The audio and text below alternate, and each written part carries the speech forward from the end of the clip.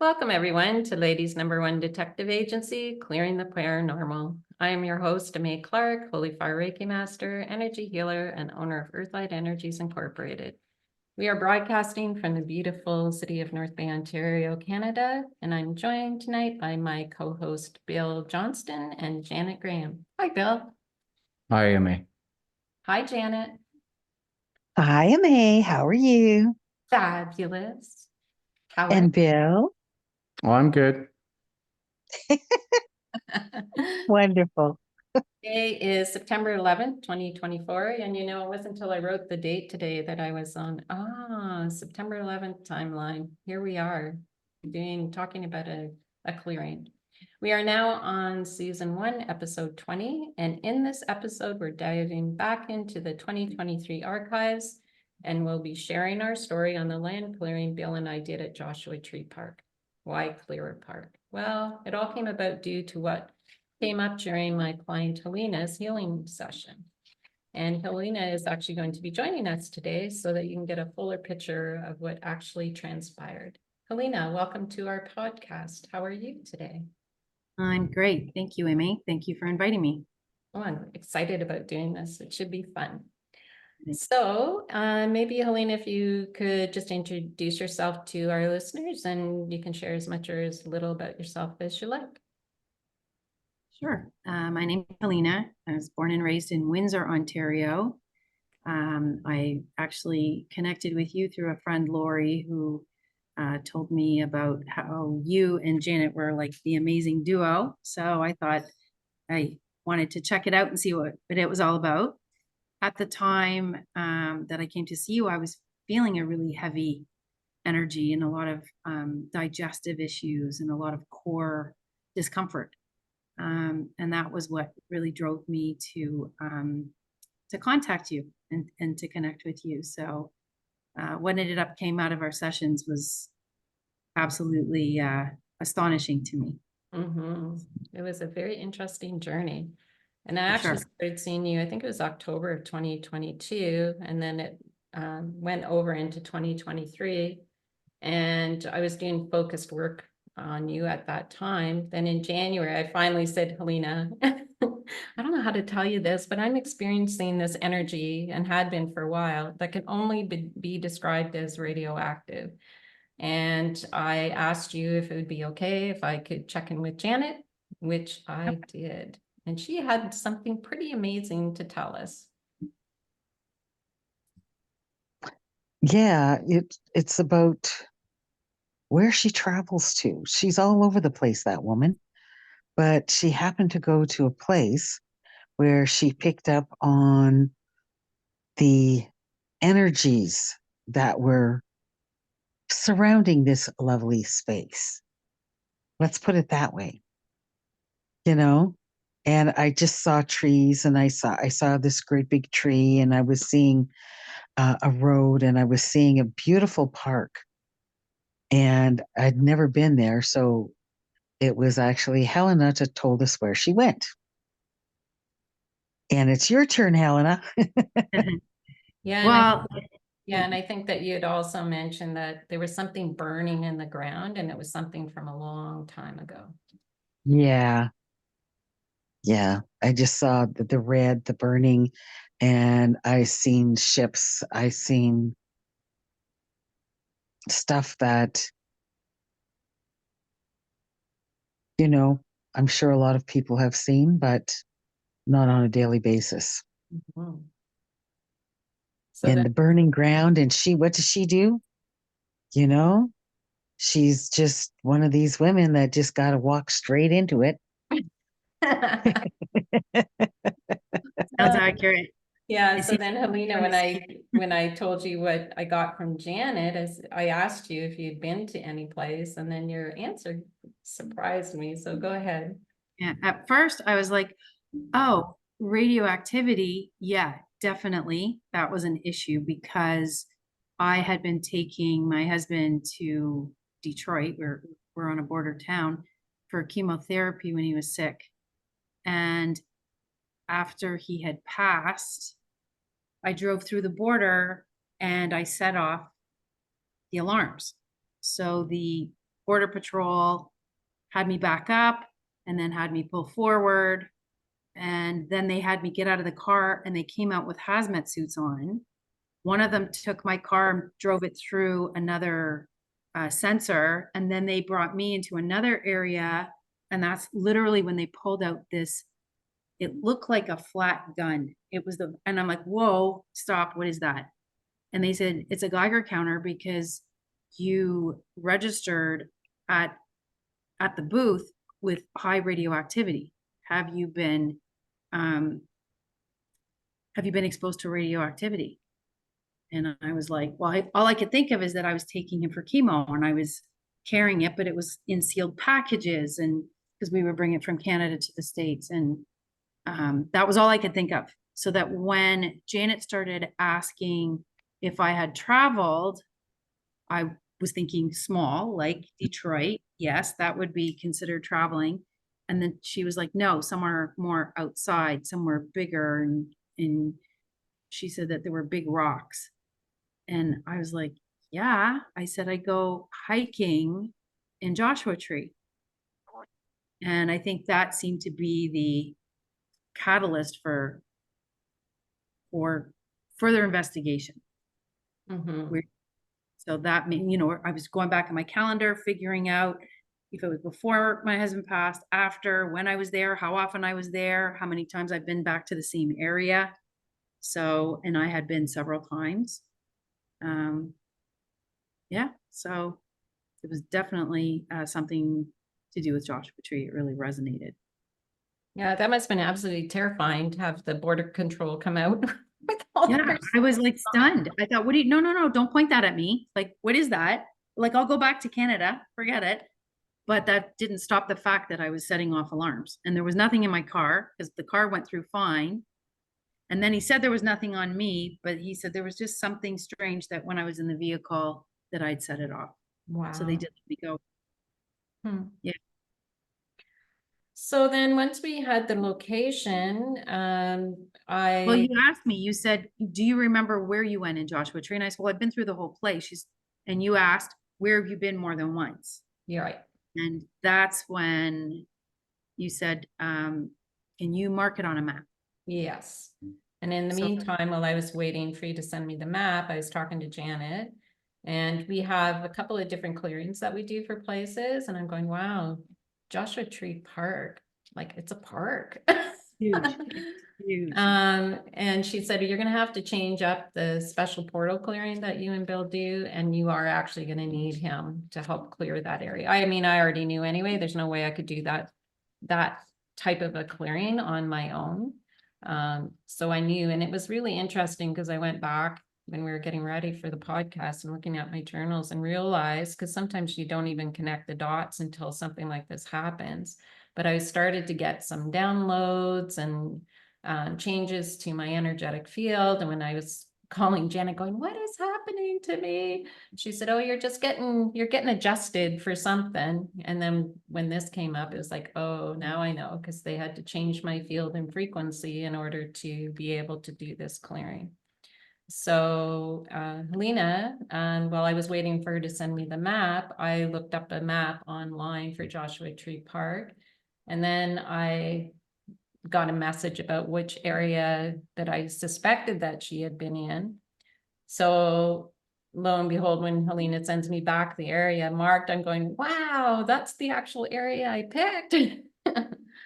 And then I sent it to Bill and he had a really good idea about where that area was. So, because you'd actually been there. Yeah. I was fortunate enough to make one trip through the park. It was just a 1-day event, but we went in on the northwest side, I guess it was, and exited on the south side.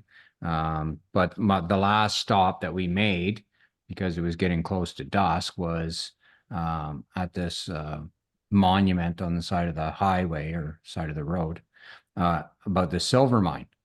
And I actually wanted to walk over the silver mine, but it was a lot further than what it looked from the road. I'm sure if I started walking, it would have been a pretty good jaunt across there. But when you're looking out into the desert, everything looks close. So yeah, that was the last stop we made, was at this silver mine. Yeah, and it's pretty interesting that, so what year was that when you were there? 2016. Okay. And I'd also noted when I'd been doing a bit of research on the area that there are a lot of abandoned mines in that area. So trying to connect the radioactivity, well, maybe there's something they were mining there that was creating it and it was still in the ground. So I talked to Janet about it and I sent her a map as well so she could look at it. And she instructed us that we would also, in addition to doing the clearing, we'd have to create a crystal grid to protect that area. And at first I was like, well, we're not going there. And she said, you can energetically do it. And I went, oh, yes, of course we can. And I know the perfect lady who can do that for us. So I'll come back to that after. And what the map also showed when Helena had, she could have just put an X marks the spot or drew a little circle, but she drew this big asterisk on the map and drew a circle around it. Which she didn't know was that was actually the size of the area we had to clear and what the grid was going to end up being, where the actual dimensions of where the grid was going to get placed. So that was really interesting. So Janet, when I talked to you about the abandoned mines and what she had circled and put on the map, you had some pretty interesting information for us. Well, I could see a lot of these great big sturdy trucks they've had barrels on them, and the barrels had a skull on them, and it was like they were gross, but the big heavy metal ones, and they were burying these in the ground, and it's almost like there's caves or something, or just areas that they go underground. And I want to say it's probably about maybe a quarter to a half a mile underground, and they would bring down these barrels and just place them. They're all over the place there. It feels like they're still there. Hmm. And they need to be, gotten rid of. But our friends that are off planet, I feel they're the ones that are going to get rid of it. Oh, that would be wonderful. Exactly. But it's going to take some time yet. Mm-hmm. But I mean, the mess that was created there was phenomenal. Mm-hmm. There was, let's see, there was a ship there. There was aliens there. There was man there.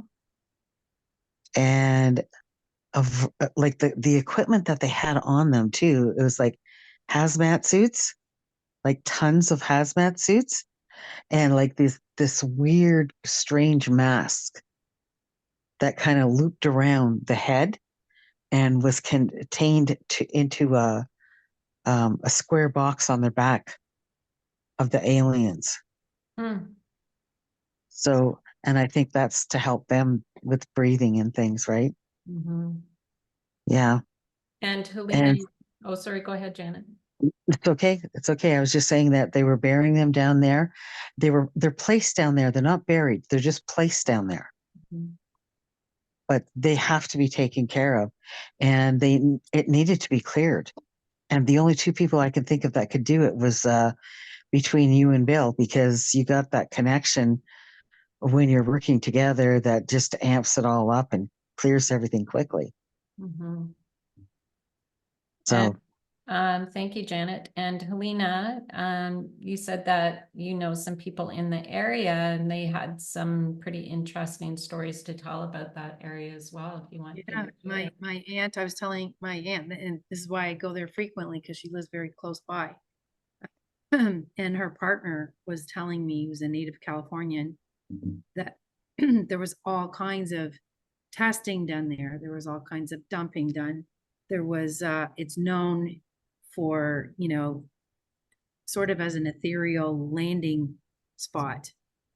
And the ancient wives' tales and everything. There's stories about the area and about all this silver that was underground and what man would do to, to get it and to reach it. And there was all kinds of different testing throughout the years and even some governmental testing as well. So it's no surprise that the area has absorbed radioactivity, and the rocks are absolutely giant. So we were rock climbing. I mean, we were on all of these, just swarming around thinking this was a good thing to do. And yeah, so it's known that area is known for a lot of past inhabitants, past experiments, and past like incantations. They had some initiations and things like that there in the past. That's what it was known for, Wow. even in the ancient civilizations. So very Huh. interesting. Very interesting. Mhm. So then it was February 4th of 2023 that Bill and I actually did the clearing. So we're just going to share a little bit about what we experienced during the clearing, and some of it will make sense, some of it won't. But part of the cool thing about sharing this is that we later found videos that confirmed a lot of some of the stuff that we saw. So when we started doing it, I was being pushed around by the energy, but we had some really powerful beings show up on site to help with the work. And that often happens when we're doing these clearings. It's not us that's actually doing it, although there's some aspect of our higher self that's doing the work. But these big beings come in and they help us as well. And I could energetically feel them above the ground in a circle. But then as I thought about it, it was more like an oval shape.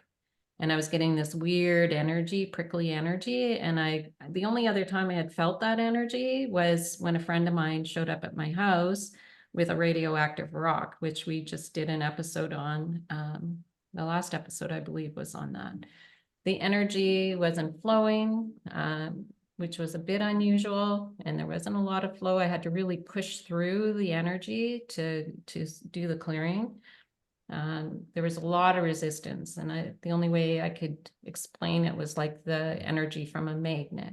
And then I started having all this cold come up my hands, and there was a lot of pressure around my head. And then Bill was having some experiences as well. Yeah, it's honestly, it's hard to recall some of the experiences that I had. You're kind of in a meditative state when we're doing this, and so it kind of comes to light immediately. But after that, it's not hard to forget what's going on. So I do vaguely recall seeing that oval shape. These are just I don't know how to describe it. And your eyes are closed. They're basically images that you get. And then it looked like rays of light coming up from the ground. I experienced the same thing as Aimée. There was really no flow, so to speak, which we generally feel energy in a flow pattern, but more pushback like you would experience if you were trying to hold two magnets together. So it was that resistance. Like the poles were. Yeah, like the poles were reversed. So again, if you take two magnets and you try to get them to connect, they won't. They'll just repel each other. So that's how the energy felt. It was very different than any other Reiki experience that I've had. Yeah, or any other clearing that we'd had up to that point in time too.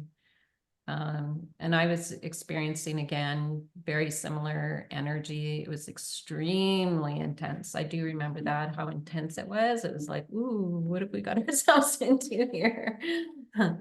And as we proceeded, I kept getting the word cloaked. I didn't know what that meant. And then I felt this cool energy floating up around my legs.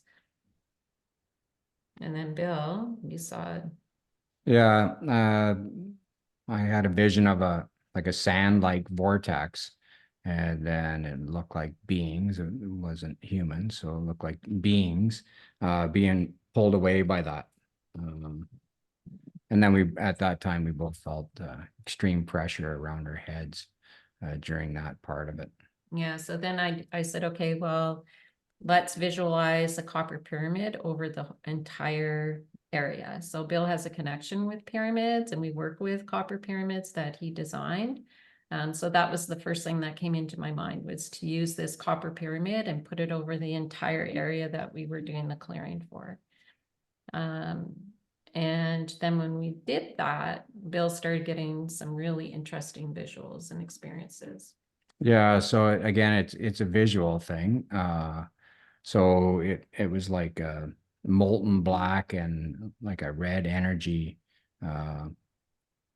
being pulled up from underneath into the pyramid, so to speak. Again, it was like a magnet, and it looked like filings, almost like metal shavings, filings. So again, if you were to take a magnet, and if you're around dirt, dust, and you pull it up, and that's what it looks like. It looks like little filings, even though it's not. It's actually like a powderous material.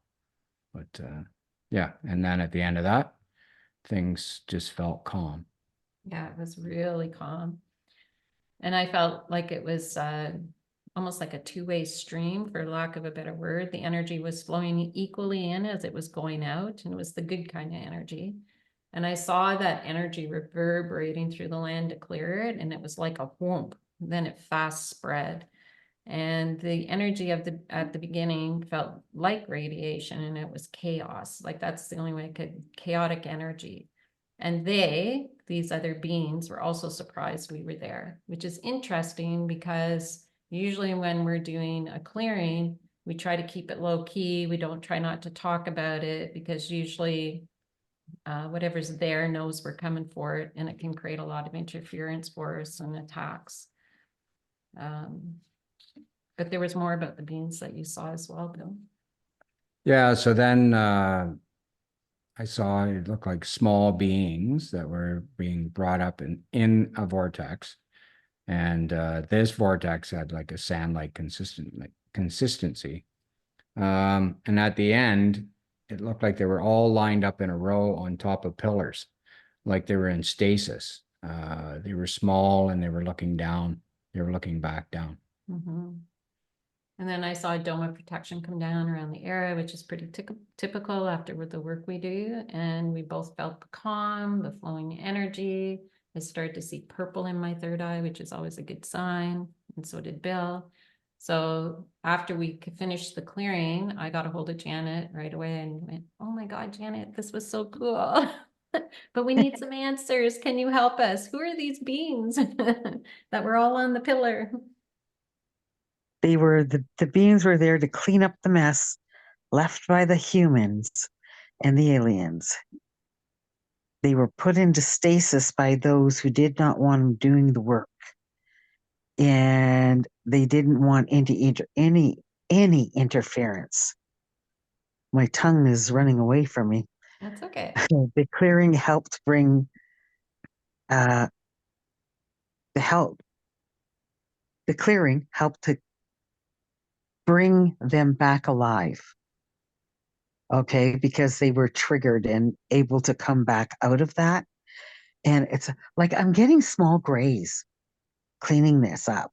Does that make sense? Were they do you recall them being gray? It's hard.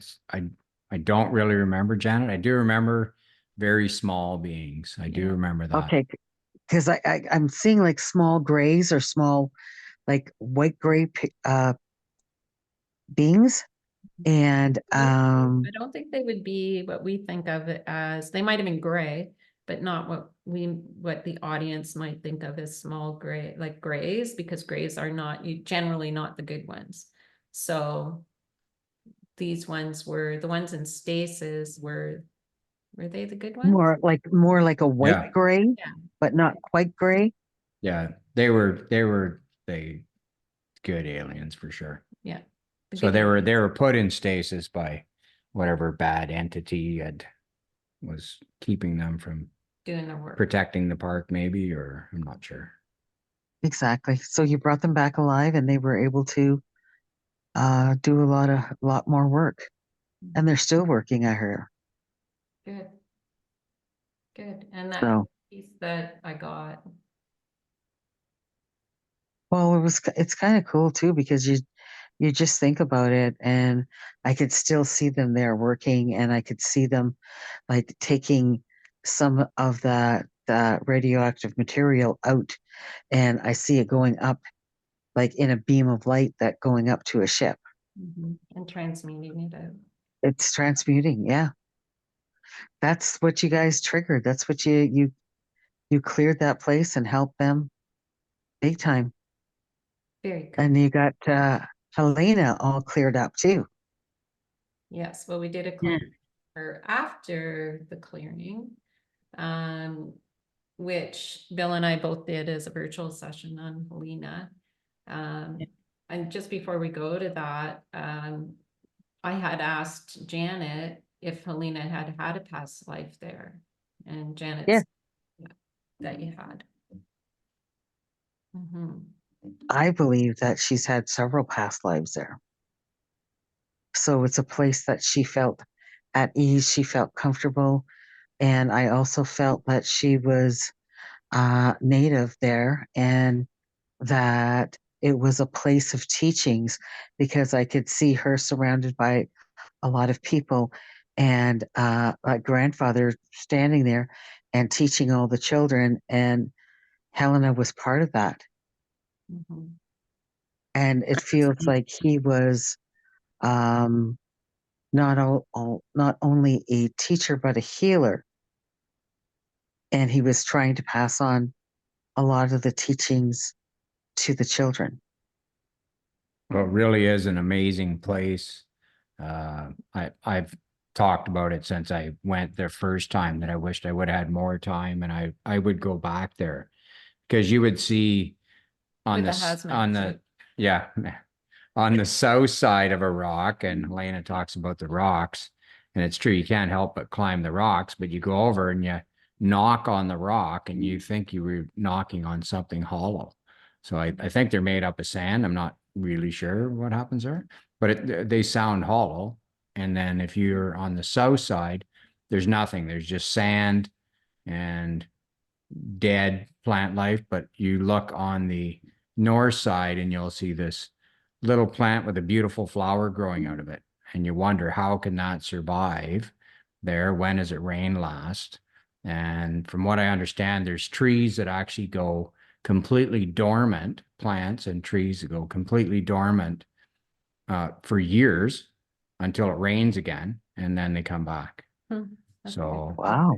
they don't tell you where the 5,000-year-old tree is, because human nature is to go carve your name in it or break a branch off or something. But there is, I think, if you could correct me, Helena, but I think that the oldest tree is 5,000 years old. I understand that. I have no idea where it is either. Yeah. But Yeah, it they really totally resonates. It very much resonates, because it's really a magical place, because the park is so large. It is where two deserts exist within the same park. And it's the Mojave Desert in the south, which is where my experience was. And then I think it's called the Colorado deserts in the north. And the Joshua trees are in the north, but the palm trees are in the south. So when you go through there, you're experiencing many different microclimates. I've been there before where we're in shorts and a t-shirt and it's really hot and sunny. And as we're going through, it starts raining and then it starts snowing. Like, you have to have layers. It is like every type of climate within this one amazing magical place. So I'm not surprised to learn that I had past lives there, because something about it does feel very home and very welcoming and pretty magical.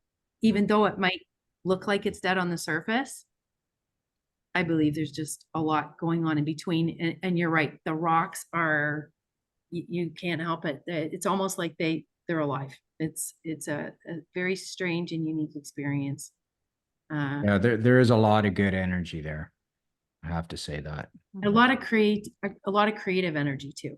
I think a lot of creative energy. When people go there, they become inspired. Right. Yeah.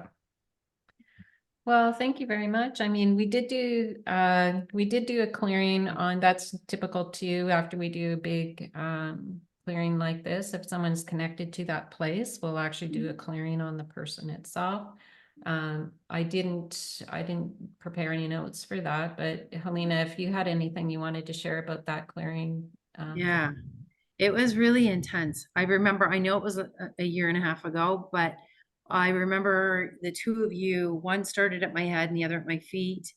And then you would move around me sort of in a counterclockwise way. And then the other ended up at my head and then the other at my feet.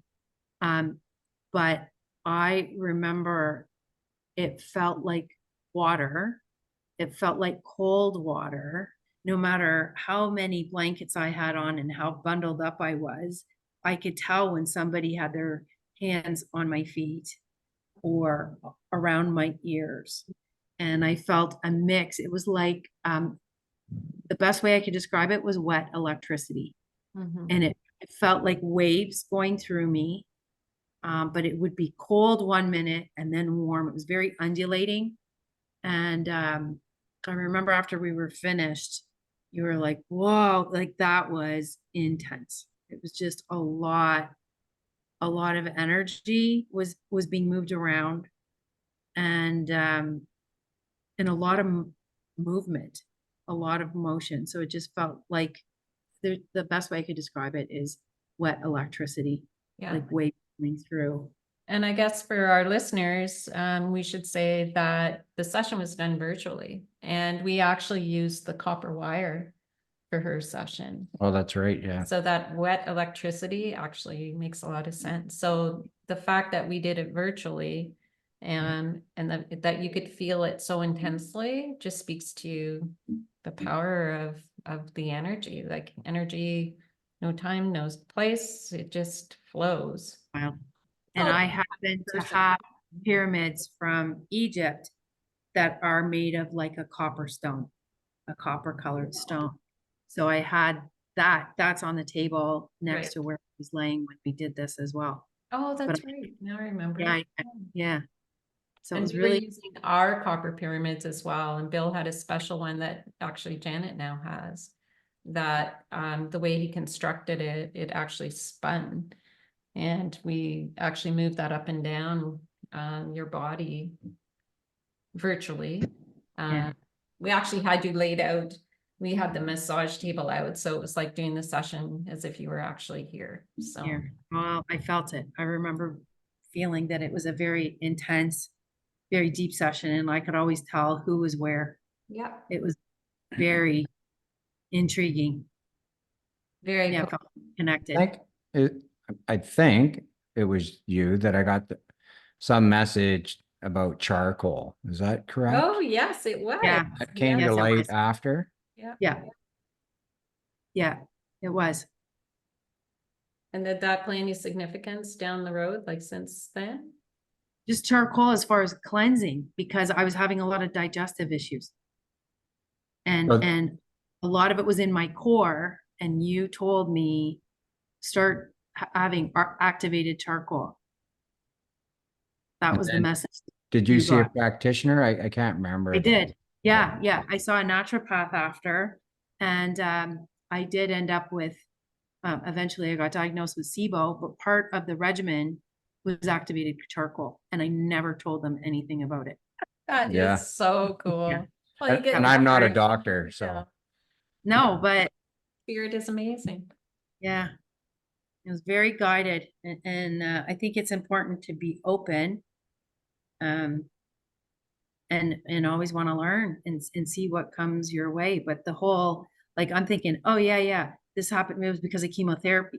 Well, I didn't do chemotherapy, so why would I get radioactivity from something that I didn't take into my body? But when Janet said, no, you travel. I said, yeah, I travel a lot. She's like, but I see you like outside, it's dry, there's sand, there's rocks, there's trees, but they're like not normal trees. Like she described the place. And I'm like, of course, that, I mean, it's Joshua Tree. There's no other place like that. It was definitely. So it suddenly made sense. And it's interesting because, start doing a little bit of research on it. And there's studies that I sent to you, that the government of the United States has tested the area for radioactivity. Yeah. So this is a very real thing. It's not, it's not made up. It's intense. It's interesting, although it's not something, oh, how exciting we finally cracked this. We know that the radioactivity is because it's a danger to people's health, right? Yeah, exactly. And then it didn't just end there, because Bill and I got fascinated with Joshua Tree Park, and all of a sudden started watching all these videos, plus because he had been there, he was interested. And I actually got a hold of my friends, Dawn and Suzanne, who lived in New Mexico and had traveled around, and I was pretty sure they had been to Joshua Tree. And I asked him if he knew anybody who lived there that could give us some information. And he's Indigenous, so it would be cool to get some more Indigenous knowledge and information from that area, but he didn't know anyone from that area. But what he did say is that they did all kinds of nuclear testing in that area. And there is a book that talks about the creation of the first nuclear bomb, which was created in Los Alamos Labs. And he said he had actually been there. And he said, talk about super weird energy, and it didn't feel good at all. And the first test was done in Trinity site in Socorro, New Mexico. And he said he had been there as well too. He didn't know anyone in the Joshua Tree Park area, but he did say he had visited and got radiation, which he wasn't surprised at all about. And then he reminded me about that rock that Lorianne had brought back, he goes, the radiation seeps into everything. But we actually found some really interesting videos that supported some of the visuals we got during the clearing. But then there was something that came up. Was it a dome that you had seen, a structure you had seen? And then we watched a video. It was like, it was right there in the park. And Helena, I think when I shared that with you, it was in Landers, California. And as soon as I saw the structure, I went, oh my God, they have that same structure. It's called the Igloo Church in Inuvik, which I had actually. Oh, and I had a dream. About a round church. Right. That I was to design this round domed, and it was like a spiral inside. It was like the Fibonacci inside of it. And then it was all made out of branches and trees and bamboo and all natural. Like it was packed soil. Part of it felt like moss.